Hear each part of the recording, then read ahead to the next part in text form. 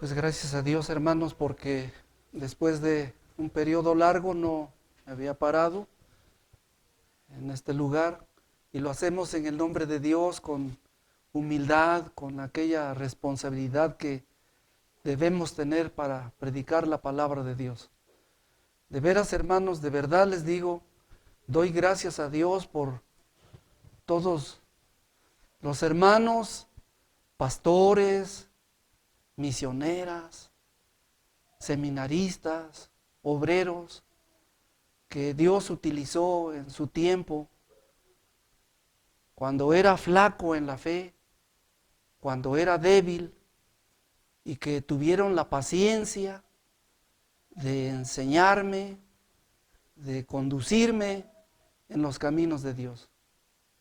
Me dan hasta ganas de llorar, de recordar de ellos el interés que tuvieron sobre mi vida, y yo creo que también la vida de mi esposa, de mis hermanos, que provenimos de Santa María, de Hidalgo, cómo Dios utilizó a tantas personas piadosas, amorosas, y que soportaron nuestros momentos de mucha debilidad cuando el Señor nos llamó a conocimiento de su palabra.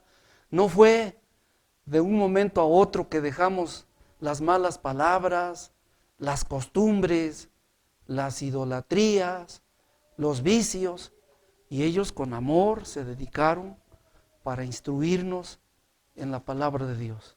Ahora nos corresponde estar del otro lado, es decir, Dios nos está utilizando como predicadores de su palabra, como maestros, y estamos conscientes, o estoy consciente de la responsabilidad que me asiste de enseñarles. De tal manera, hermanos, que cuando lleguemos a la presencia de Dios, pueda verlos gozosos, contentos, consumado a esta fe y ver a nuestro Señor Jesucristo, y demos gracias en lo personal por mis maestros, por los hermanos pastores y ustedes también, que nos concede Dios estar delante de ustedes. Hay una parte preocupante en Oseas 4:6 y me llega a mí, a mi persona. Si buscan ustedes Oseas 4:6, quisiera leer esta palabra. Es Daniel, Oseas, ¿verdad? Si no me equivoco. Oseas 4:6.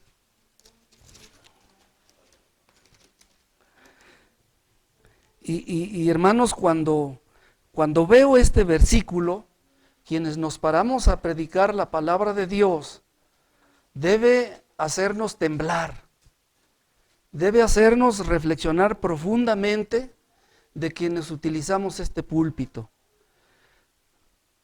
Dios, de una manera de queja, le dice así: mi pueblo fue talado porque le faltó sabiduría. Porque tú desechaste la sabiduría, yo te echaré del sacerdocio, pues que olvidaste de la ley de tu Dios, también yo me olvidaré de tus hijos. Qué tremendo. El que están bajo nuestra responsabilidad decenas o centenas de hermanos, y que Dios esté diciendo: ustedes murieron porque les faltó enseñanza, porque les faltó conocimiento.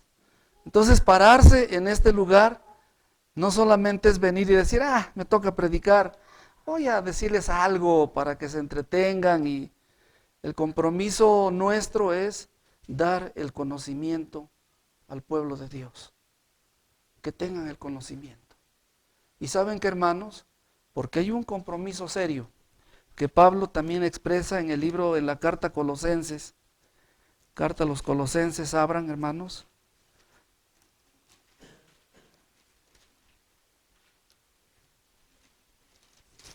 Capítulo 1, versículo 28. Si lo tienen, hermanos, me acompañan con sus vistas. Dice, el cual nosotros, quienes predicamos la palabra de Dios, anunciamos amonestando a todo hombre, que enseñando en toda sabiduría, para que presentemos a todo hombre perfecto en Cristo Jesús. Vean ustedes qué responsabilidad tiene el predicador, el maestro de la palabra de Dios. Presentar a personas delante de Cristo, personas bien preparadas. Y eso nos asiste a enseñar con sabiduría. Prepararse. Entonces no es cualquier cosa, te toca predicar, yo lo hago y voy a decirlo porque me gusta. De hecho, nos gusta, pero también tenemos que hacerlo con mucha responsabilidad. Hoy vamos a entrar al estudio de Romanos capítulo 14. En lo que respecta a mí, voy a dar la introducción de este pasaje. Espero en Dios que despierte sus mentes, que quite el sopor, quite el sueño, porque eso es precisamente a veces el enemigo de Dios lo que hacen los oyentes. Duérmete. Pero mi deseo es que estén despiertos.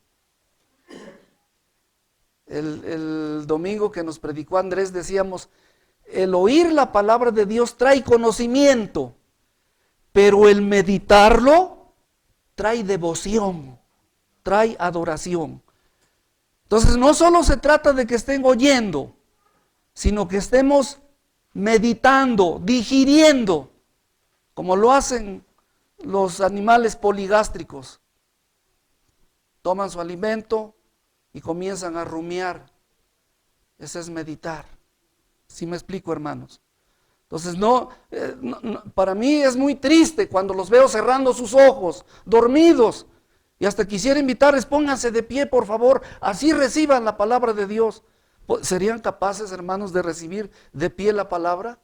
Ustedes dirán, oye, hermano, estás quebrantando un hábito que tiene la iglesia, pero en lo personal diría, vamos a estar todos de pie. ¿No les parece justo, hermanos? Y que atiendan a la palabra de Dios. ¿Les gustaría un día así recibir la palabra de Dios? Hago una pregunta. Bueno, quien se va a dormir se va a caer, ¿no? Entonces, yo sugiero eso, que un día recibamos la palabra de Dios todos de pie, ¿no? Para que no se duerman. Miren, hermanos, vamos a la palabra de Dios, Romanos 14. Y hoy, hermanos, solo me voy a concretar en una frase, en la primera frase de este versículo, y lo voy a reforzar con lo que termina diciendo el versículo 3. Me gusta, hermanos, ir de manera lenta, pero no abarcar mucho tiempo. Entonces, si me ayudan, hermanos, a leer la primera frase hasta donde aparece la coma. ¿Me ayudan, hermanos, todos? Lo leemos, hermano. ¿Otra vez? Ahora, ayúdenme a leer la última frase o el último párrafo del versículo 3. ¿Otra vez? En otras versiones también dice, porque Dios le ha recibido. Entonces, primero dice, recibid al flaco en la fe. En otras versiones dicen, recibid al hermano débil. Y el versículo 3 dice, porque Dios le ha recibido. Concuerda, ¿no? Enlaza. Reciban al hermano en la fe porque Dios le ha recibido.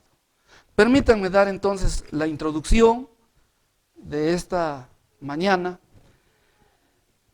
El Nuevo Testamento y toda la Biblia está llena de mandatos, exhortaciones para que el creyente en Jesucristo erradique el pecado.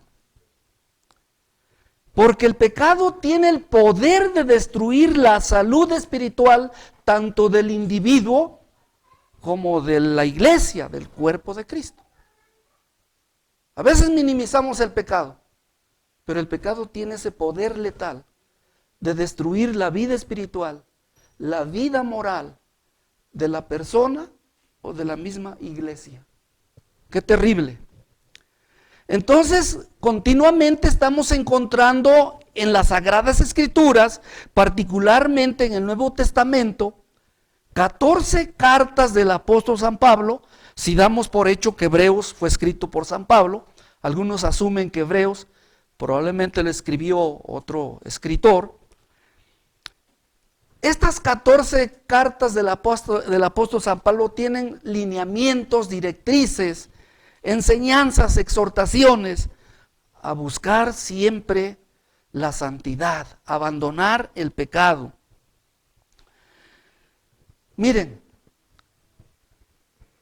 cada mes nosotros recibimos la Santa Cena.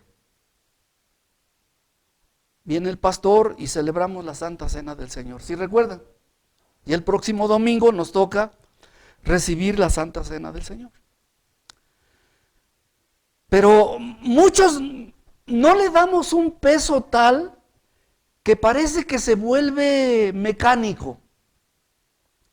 Pero quiero decirles que además que en la celebración de la Santa Cena del Señor es recordar la muerte expiatoria, cruenta, dura de Cristo, además de recordar su muerte en favor nuestro y recordar que Cristo retorna pronto, en la Santa Cena del Señor, cada individuo, cada persona que toma la Santa Cena del Señor, debiera hacerse un examen introspectivo de su vida. ¿Cómo estoy? ¿Estoy avanzando en el conocimiento de Dios? ¿Estoy avanzando en la santidad cristiana? Además que debemos confesar, renunciar al pecado. Quizá no lo estés haciendo así al tomar la cena del Señor. Bueno, me ofrecen el vasito de vino natural, lo tomo y punto, no pasa nada. Me dan el cuadrito de pan o la ruedita, lo tomo y no pasa nada.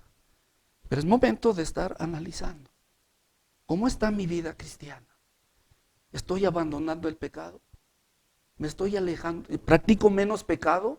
¿O sigo siendo igual de mentiroso, hipócrita, maldiciente y no pasa nada?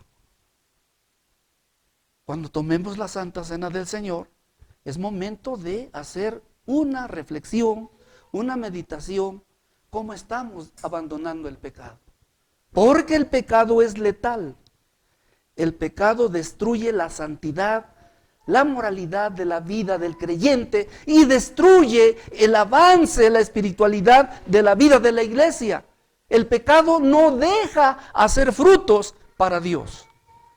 Eso es muy importante que tomemos en cuenta. Fíjense, hermanos, entre otras cosas, el Señor Jesús tuvo el anhelo vehemente de que su iglesia fuera un cuerpo unido. ¿Quieren ver cuál era el anhelo del Señor? Busquen San Juan 17. Pero el pecado obra para desunir a la iglesia, para dividir a la iglesia. Busquen ustedes San Juan 17, en esta hermosa oración que el Señor Jesucristo elevó al Padre Celestial. Y para los que están aprendiendo, este capítulo, fíjense, de los versículos 1 al 7, el Señor ora por sí mismo. De los versículos 9 al 19, el Señor ora por sus discípulos que en su momento estaban siguiendo a Cristo. Y de los versículos 20 al 26, el Señor está orando por los futuros cristianos de los cuales nosotros lo integramos. Pero vean ustedes cuál es el pensamiento del Señor. Versículo 21. San Juan 17, 21. Para que todos sean una cosa, como tú, oh Padre, en mí y yo en ti, que también ellos sean en nosotros una cosa, para que el mundo crea que tú me enviaste. Versículo 23. Yo en ellos y tú en mí, para que sean consumadamente, repite, ¿qué? Una cosa. Y que el mundo conozca que tú me enviaste y que los has amado, como también a mí me has amado. ¿Cuál era el deseo del Señor Jesucristo? Que la iglesia estuviera muy unida, que fueran una sola cosa. Hermanos, ¿está sucediendo esto en la iglesia? ¿Que todos seamos una cosa? Hemos dicho que el pecado no deja que la iglesia prospere.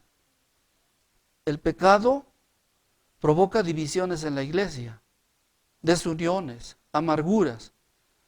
Pero además del pecado, ¿saben qué, hermanos? Existen ciertas prácticas que yo no les llamo pecaminosas.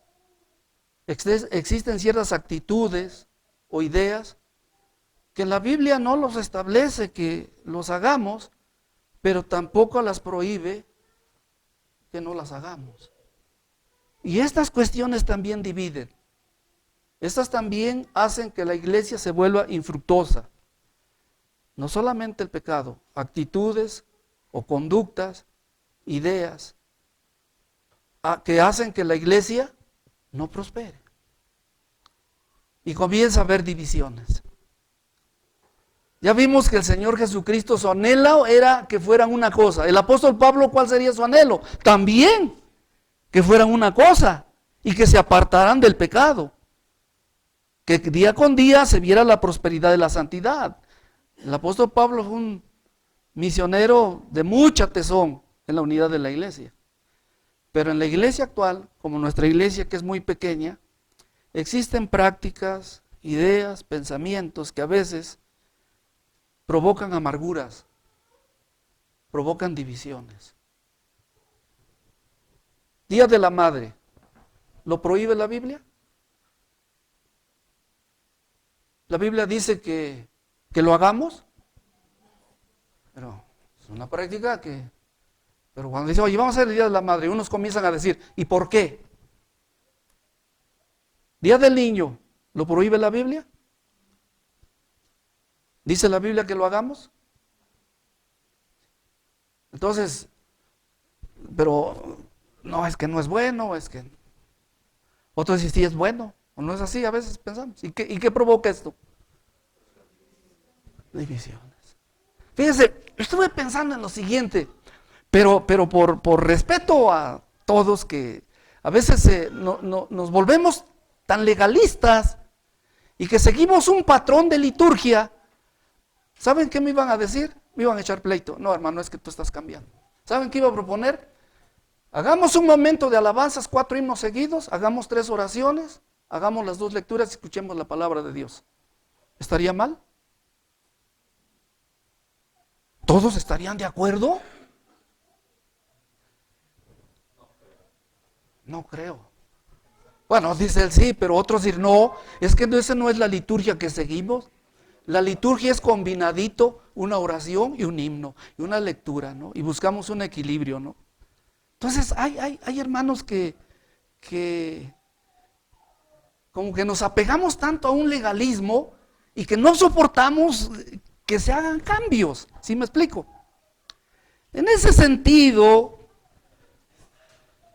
voy a hablarles algo que el apóstol da instrucciones. ¿Por qué en Romanos 14:1 dice recibid al flaco en la fe? Recibid al hermano débil. Y apreciables hermanos, fíjense que la primera iglesia de Cristo fue conformada por hermanos judíos. ¿Están todos sabedores de esto? No había gentiles. Hermanos, yo pregunto, ¿fue fácil para un judío al convertirse a Cristo dejar ciertos rituales que venían haciendo? Pregúntense, hermanos, ¿fue fácil para ellos? Es decir, ya no hagas sacrificio, ya no vas a ir al templo a llevar tu cordero. ¿Sería fácil para ellos? Fue duro, ¿no creo? ¿No creen? Otro que dice, ¿sabes qué? Ya no traigas tus diezmos o tus ofrendas de corderos o qué más tenían como rituales ellos. A ver, ayúdenme a recordar, hermanos, ¿qué hacían los judíos? Ajá, las fiestas. ¿Fue fácil para ellos abandonar estas cosas? ¿Qué dice hermano Jorge? ¿No es así? Ahora pensemos en los gentiles que comenzaron a formar la iglesia cristiana en los inicios, que venían del paganismo, que tenían dioses paganos. ¿Fue fácil para ellos? No fue fácil. ¿Y saben qué, hermanos? Vamos a hablar de la iglesia actual, de qué está conformado. ¿Cómo se conforma la iglesia? Por eso decía en un principio, doy gracias a Dios por mis pastores, por los misioneros que nos hablaron y que fueron pacientes con nosotros, instruyéndonos. Yo les decía a los hermanos en el viernes que le comentaba mi testimonio a Andrés, hoy todos gozamos de un himnario bien forradito, de una Biblia completa, hasta de piel. Década de los 60, ¿había Biblias suficientes? ¿Había himnarios suficientes en la iglesia? No es cierto, hermanos. ¿Había la comunidad de esas sillas en donde ustedes están sentados? No. A veces eran piedras, eran troncos, eran cosas muy sencillas. Las iglesias cristianas no tenían una escuela dominical, sociedad de esfuerzo cristiano, sociedad femenil. No tenían eso, hermanos. ¿Y saben de dónde veníamos nosotros? Y me da tristeza y vergüenza, pero Dios nos alcanzó en su gracia. Yo venía de la santería. En mi casa se practicaban la limpia de huevos, llamadas de espíritus. En mi casa se practicaban adornar a los toros, a los bueyes, colocándoles guirnaldas en el día de San Isidro Labrador. El día 24 de junio, en la casa de mi padre le llevaban la orquestita. Hasta los ponían a bailar, mi papá y mi mamá. ¿Fue fácil para nosotros, hermanos? Fue bien difícil, hermanos. Pasaba el día de muertos y nos decía mi papá, no coman este pan porque este está santificado para los abuelos. Y en la noche me daban ganas de pararme a la mesita y irme a comer y no podía. Porque decía, ¿y si me ve mi abuelo, mis abuelos? Teníamos supersticiones. ¿Sí me explico, hermano? Era bien difícil para nosotros.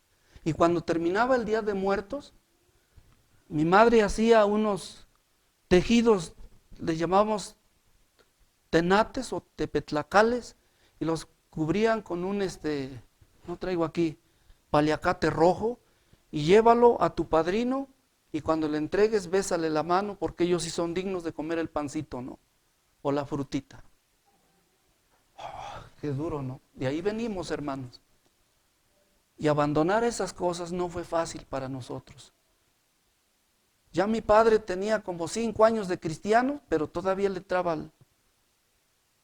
a la tomadera, ¿no? Allá en el pueblo donde venimos había unas ollas grandes que se compraban de barro, se metían casi un poco en la tierra para que no se cayeran y se ponían afuera porque ya comenzábamos a tener cultos en la casa. Y si los metíamos adentro de la casa, el olor del fermento, del aguamiel, del pulque era fuerte. Imagínense, venía el misionero y oliendo eso dentro de la casa, pues nos iban a dar la regañiza, ¿no? Entonces, ¿saben qué hizo mi papá estratégicamente? Sacó las ollas de pulque fuera de la casa para que no oliera.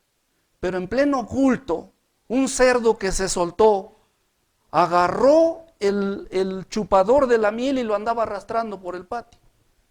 Y el hermano decía, todavía hacen pulque, ¿verdad? Sí, todavía. ¿Y saben qué dijo el pastor? Los considero, hermanos, no hay agua para tomar. Fueron pacientes con nosotros. Hermanos, así muchos de ustedes, queridos hermanos, vienen de diferentes lugares de donde Dios los ha sacado. Unos quizá siendo adventistas, otros a lo mejor espiritistas, otros católicos romanos, otros ruselistas o testigos de Jehová. No sé de dónde vienen. ¿Qué Dios está haciendo en la vida de nosotros? En los que llevamos 5 o 10 años de vida cristiana, ¿qué Dios ha hecho? nos ha enseñado. ¿Cómo nos ha enseñado? A través de hermanos que les hemos predicado, hermanos que nos han venido a predicar. Un poquito aquí, un poquito allá, ha sido la enseñanza de Dios para la vida de nosotros. Y Dios nos ha alumbrado con la luz de su evangelio. Dios nos ha enseñado la verdad. Y entonces, el apóstol Pablo, cuando escribe esta carta, vamos a Romanos, que es poquito, pero hay que ir a la palabra de Dios. Comienza su carta diciendo: recibid al flaco en la fe. En otras versiones, creo que el de las Américas dice: recibid al hermano débil. Se vuelve no una opción. La enseñanza de Pablo no es: si quieres puedes recibirlo. Si se te antoja, puedes recibirlo. No, se vuelve un mandato. Reciban al hermano débil. Es lo que dice el apóstol Pablo. Y dice adelante: no para contiendas de disputas, porque uno cree que se ha de comer de todas las cosas, otro que es débil como legumbres, come legumbres.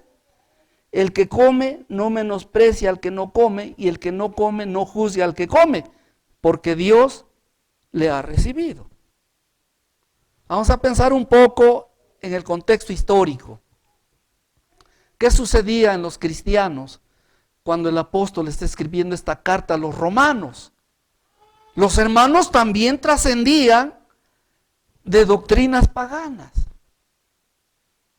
De cierto, un día les comenté que el dios de la borrachera en Grecia, Dionisio, ¿no? El que le pusieron una estatua con una urraca aquí en el hombro, ¿no? Y la vida aquí colgada. Los romanos también lo aceptaron. Y el símbolo del pájaro era porque ese pájaro tiene un graznido muy feo, no canta hermoso como cualquier otro, ¿no? Es muy estridente su sonido, hace solamente ruidos. Y cuando el borracho, cuando toma, ¿no? Dice puras locuras, ¿sí? No, es feo el borracho, ¿no? Entonces, venían de esta trascendencia, de las borracheras. Y ellos pensaban que cuanto más briago estaban, se acercaban más a sus dioses. Entonces seguían ellos poniéndose briagos, porque decían ellos: tengo más contacto con Dios. Y Pablo les tuvo que enseñar que no era así. Que en lugar de embriagarse de alcohol, fueran llenos del Espíritu Santo. Y saben, amados hermanos, en los tiempos que el apóstol está escribiendo esta carta, muchos de los que vendían carne en el mercado, carne comercial, como las hermanas que van y compran su carne en las carnicerías, esa carne que estaban vendiendo ya habían sido sacrificados y ofrecidas a ídolos. Lo que hacían los carniceros, iban: bueno, a ver, presta la carne, ahora la voy a vender. Entonces muchos tenían la superstición: ¿cómo voy a comprar carne de los ídolos ofrecidos? Y me abstengo mejor de comer carne. ¿Sí me explico? Pero esa era la práctica real que se hacía. Mataban el buey y lo ofrecían a los ídolos. Una vez pasado el tiempo de ofrecimiento, recogían la carne, ahora lo llevo a la carnicería y ahí están gritando: carne, carne. Entonces, algunos que venían a la conversión a la vida cristiana decían: ¿qué hacemos? ¿Compramos carne? ¿Lo comemos o no lo compramos? Entonces, ahí se debe el asunto de la debilidad. Porque para ese entonces algunos cristianos que habían sido enseñados ya de tiempo anterior, como muchos que hay aquí que llevan ya en la vida cristiana 15, 20 años, dice: bueno, yo ya soy más fuerte. A mí no me importa si agarro una manzana de un altar de ídolos. Dice la palabra de Dios que el ídolo no es nada, ¿verdad? Pero algunos todavía tienen supersticiones. Dicen, no, es que si lo como y el demonio ya lo chupó y ya le quitó el azúcar y ¿qué me va a pasar? Me voy a endemoniar, ¿no? Hay supersticiones, ¿sí me explico, hermano? Y es precisamente, hermanos, lo que estaba sucediendo en la vida de la iglesia de Roma. Hermanos débiles que todavía no experimentaban la libertad en Cristo o su madurez espiritual, y había hermanos fuertes que estaban experimentando su libertad en Cristo y que estaban siendo maduros y que ellos sabían que eso era pura superstición. En la iglesia actualmente existen hermanos muy fuertes, osados, que tientan al límite o son llevados al límite, pero que estos pueden caer en cierto pecado. Pero miren a veces qué sucede en la iglesia.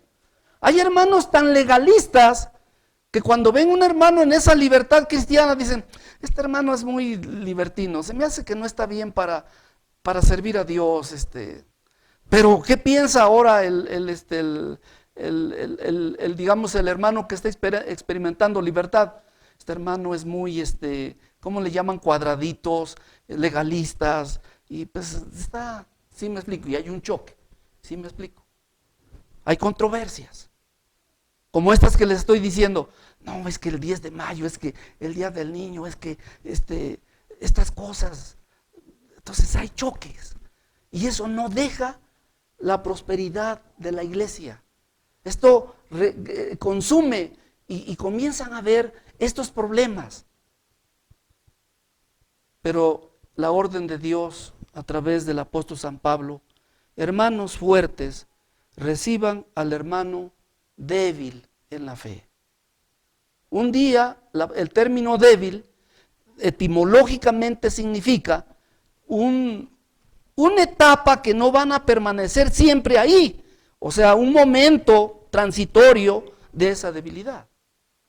Porque cuando Dios se propone a llevar a la madurez del cristiano, lo va a hacer. Tampoco vamos a esperar, hermanos, que tengan 15, 20 años y digan, yo sigo siendo débil en la fe. Nuestro anhelo, hermanos, es que se fortalezcan, que no quedemos siendo enanos. Porque la orden de Cristo dice, más creced en la gracia y en el conocimiento de nuestro Señor Jesucristo. Ser un enano en la fe, pues yo nomás me pregunto, ¿dónde son ocupados los enanos? Bueno, hoy ya que se está practicando la política no de discriminación, pero anteriormente, en los 60, en los 70, ¿dónde eran ocupados los enanos? En el circo, porque eran graciositos, ¿no? Y daban risa. Y un cristiano enano que no crece es un graciosito que no da frutos, ¿sí me explico? Toda la vida dice, pues yo soy niño. ¿Y será que la iglesia de Cristo se ha de conformar por niños, por débiles? Tú nunca te gustaría siempre caminar con una persona débil, porque va a llegar un momento que diga, bueno, te ayudo, necesitas que un día te ayude, ¿no es así? Y eso nosotros también deseamos, hermanos, que no se pasen toda la vida los hermanos que llevan 4 o 5 años diciendo, yo necesito que me jalen los hermanos.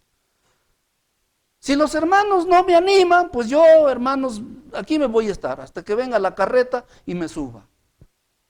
No. La primera exhortación del apóstol, hermanos fuertes, reciban a los hermanos débiles.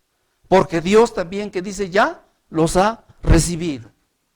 Pero también la obligación que tienen los hermanos, y como es explicado, la palabra débil significa un momento transitorio, que lleguen a obtener la madurez espiritual. Que lleguen a ser fuertes también. Es nuestro anhelo. Eso era lo que estaba pasando realmente en la iglesia de los hermanos en Roma, en Corinto. Y eso es lo que sucede a veces, lamentablemente, en iglesias pequeñas como las nuestras, que por ciertas cosas que nos agradan, por ciertas cosas que nos gustan, confrontamos a los hermanos Y entonces viene a haber división en la vida de la iglesia y no hay frutos. Apreciables hermanos en el Señor, voy a concluir. Para aquellos hermanos que todavía sienten una influencia fuerte en sus vidas por antiguas creencias y prácticas religiosas, a estos hermanos se les conoce como hermanos débiles, débiles en la fe. Y a estos hermanos les exhortamos a que obedezcan el mandato de Dios, mas creced en la gracia y en el conocimiento de Dios. Entonces entenderán su libertad en Cristo Jesús. No es una gracia que siempre estén débiles. No es bonito, no es bueno que siempre digan, soy el debilucho de la iglesia. Nuestro anhelo, hermanos, que vengan a Dios, crezcan y que se fortalezcan en las verdades de Dios para que experimenten la libertad en Cristo Jesús. Y a los hermanos creyentes maduros, nos dice Dios en forma de mandato a que recibamos al débil en la fe, que seamos maestros de ellos, que les enseñemos con amor, con paciencia. ¿Cómo dice el himno que cantamos en una estrofa? Cuando nosotros enseñemos a los pecadores de Cristo con amor y con paciencia, estaremos cumpliendo con el mandato que dice la palabra de Dios: hermanos, recibid al hermano débil, porque Cristo los ha recibido. Que el Señor nos bendiga. Vamos a orar a Dios, hermanos. Padre Celestial, hemos abierto tu palabra allá en Romanos 14, en este primer versículo. ¿Cuánto tardaremos en enseñar todo el capítulo? No lo sabemos, Padre. Pero danos la paciencia, da la paciencia a tus hijos, para que vayamos entendiendo palabra por palabra, frase por frase, oración por oración. Esta es la manera que tú nos enseñas, que debemos nosotros a su vez impartir la enseñanza. Te pedimos por nuestros hermanos débiles, para que no los confrontemos, sino que les enseñemos con amor la verdad de tu santo evangelio. Ayúdanos los que somos más fuertes a tener paciencia por ellos, para que podamos conducirlos, porque ellos serán después maestros de otros, de los que vienen atrás. Te damos gracias por esta enseñanza, en el nombre de nuestro Señor Jesucristo. Amén.